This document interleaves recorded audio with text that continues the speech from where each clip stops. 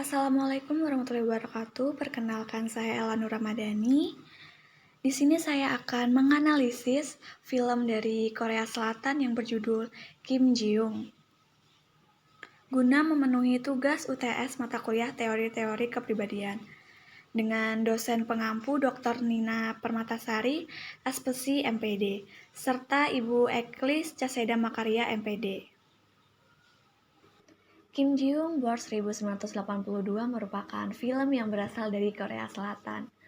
Film ini bertema tentang kaum perempuan menghadapi diskriminasi gender serta beragam mindset kuno yang merugikan dirinya sendiri.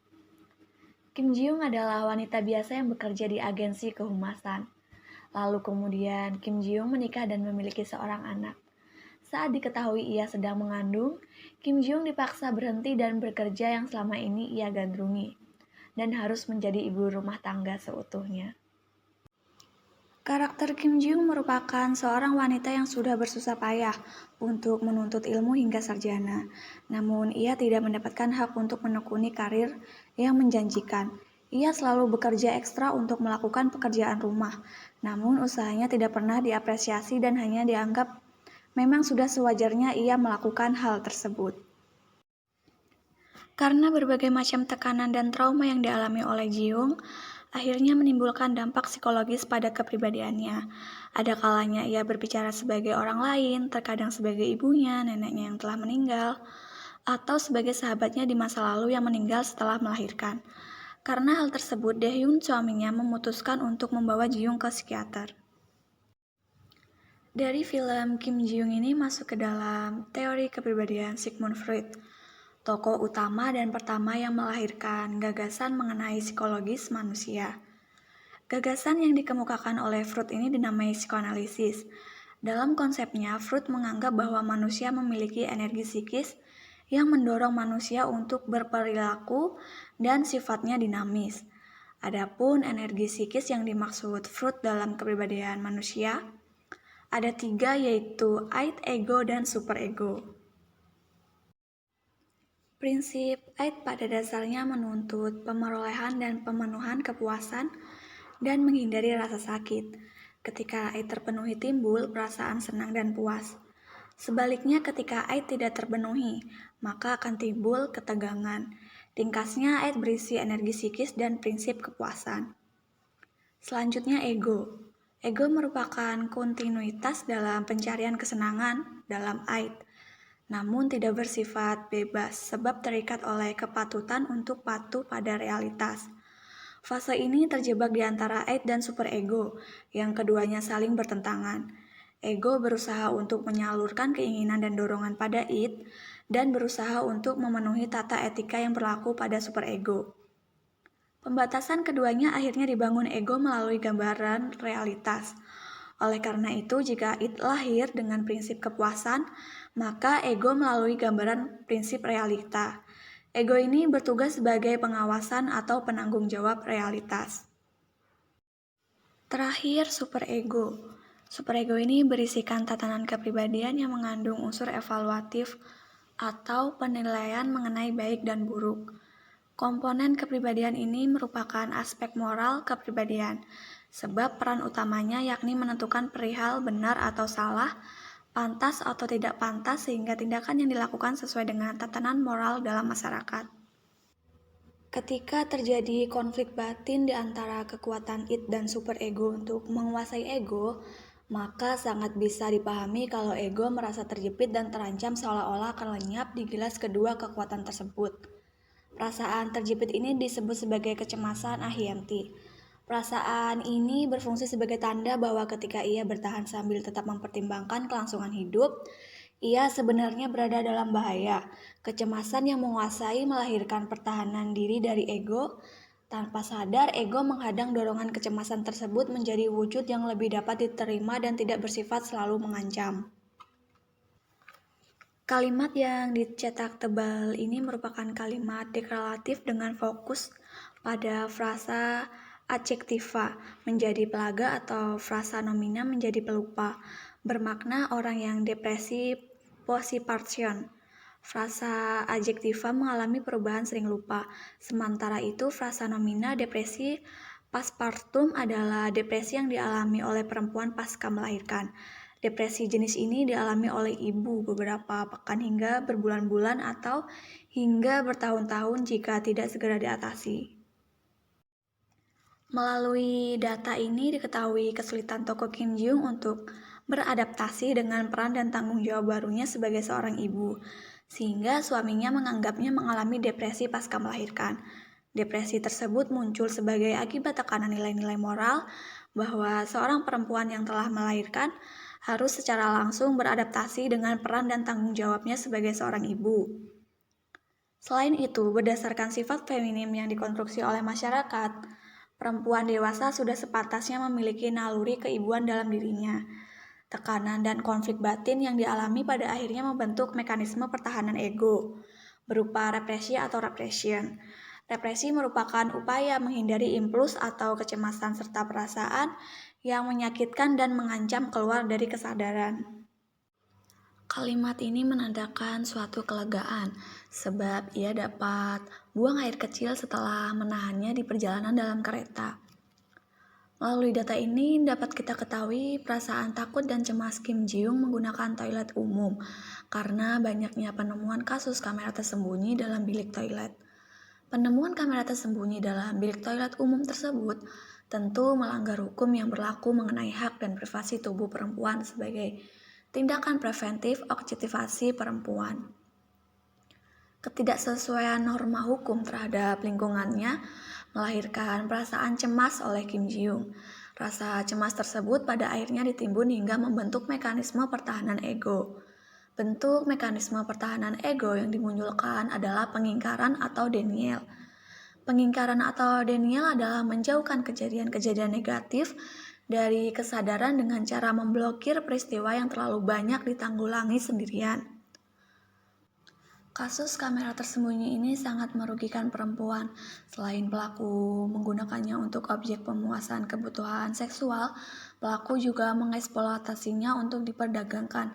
Oleh karena itu, karena adanya trauma dan demi mencegah diri sendiri sebagai korban eksploitasi pornografi, Kim Ji-young melakukan pengingkaran dengan menghindari penggunaan toilet umum.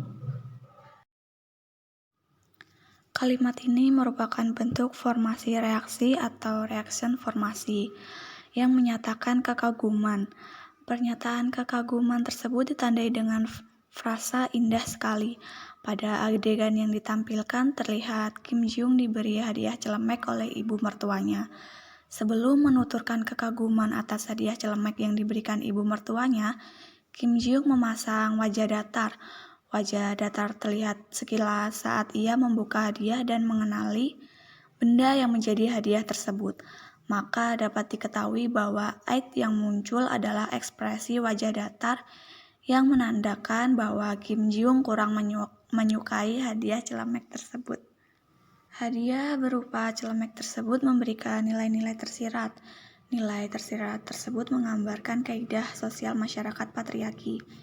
Celemek yang dikenakan ketika memasak, membersihkan rumah, dan sebagainya.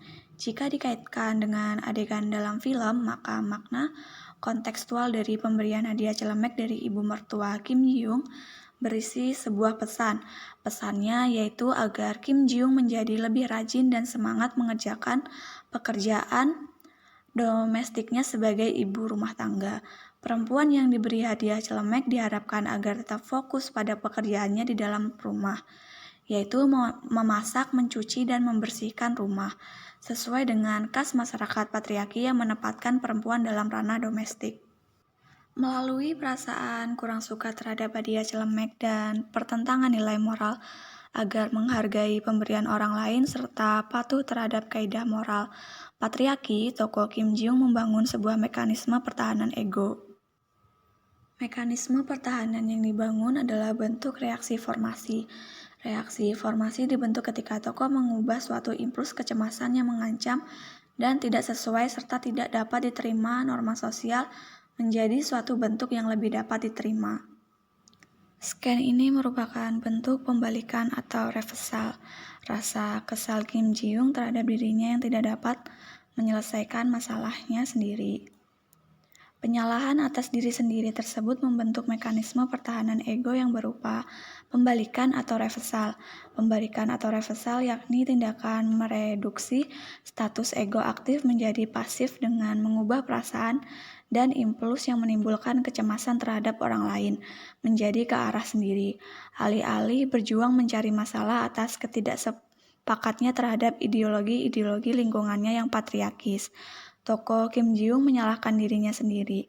Menurutnya, lingkungan yang patriarki sama sekali tidak mendukungnya untuk mendapatkan jalan keluar sebagai perempuan yang ingin mengembangkan eksistensi dirinya. Oleh karena itu, menyalahkan diri karena merasa tidak pernah bisa mencari jalan keluar dari labirin-labirin bernama budaya patriarki. Bentuk mekanisme pertahanan ego yang dilakukan Kim Ji-young menggiring adanya kepribadian orang lain ke dalam diri sebagai bentuk penyelesaian masalah batin yang dianggap mengganggu. Adanya nilai-nilai ideal masyarakat untuk bersikap sopan kepada orang tua atau orang yang dituakan menggiring Kim Ji-young untuk mengungkapkan perasaannya sebagai orang lain. Kim Ji-young menggiring kepribadian ibunya, Mi-sok, untuk mengungkapkan keinginannya untuk pulang dari rumah ibu mertuanya. Kepribadian tokoh Mi-sok ini ditandai dengan penggunaan promina sapaan besan yang merujuk pada mertua Kim Ji-young dan promina kepunyaan putriku yang merujuk kepada Kim Ji-young serta promina kepunyaan putrimu yang merujuk pada saudara ipar perempuan Kim Ji-young. Ada beberapa alasan pemilihan kepribadian ibunya oleh Kim Ji-young. Pertama, kepribadian ibunya dipilih sebab menurutnya lebih dekat dan memiliki kuasa untuk melakukan pertentangan dengan ibu mertuanya. Kedua, pemilihan kepribadian tokoh Mi-sok ke dalam dirinya juga memberikan sebuah kekuatan. Ditampilkan dalam beberapa adegan bahwa ibunya selama ini menjadi salah satu sistem pendukung dalam upayanya menentang budaya patriarki. Jadi kesimpulannya, bentuk mekanisme pertahanan ego tokoh sentral sebagai pengaruh budaya patriarki dalam film Kim Ji-young War 1982 melalui kajian psikoanalisis Sigmund Freud ditemukan bahwa budaya patriarki sangat mempengaruhi dimunculkannya mekanisme pertahanan ego oleh suatu individu.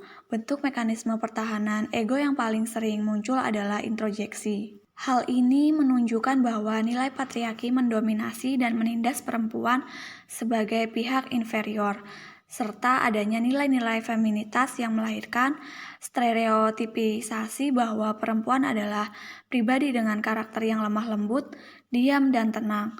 Oleh karena itu, Kim Ji-young sebagai tokoh sentral dipaksa bungkam. Kim Ji-young merasa tidak berkesempatan untuk mengeluarkan pendapat, gagasan, serta keinginannya sebagai dirinya sendiri. Introjeksi sebagai bentuk pemertahanan ego Kim Ji-young yang menggiring kepribadian ibunya, neneknya, hingga sahabatnya yang dilakukan secara terus-menerus oleh Kim Ji-young menjadi solusi atas tekanan dan konflik batin akibat pengaruh nilai-nilai budaya patriarki yang terus dilanggengkan. Introjeksi yang terus dimunculkan berulang melahirkan sindrom psikopatologis, sehingga Kim Ji-young harus menjalani konseling secara berkala dengan psikiater demi kesehatan mentalnya.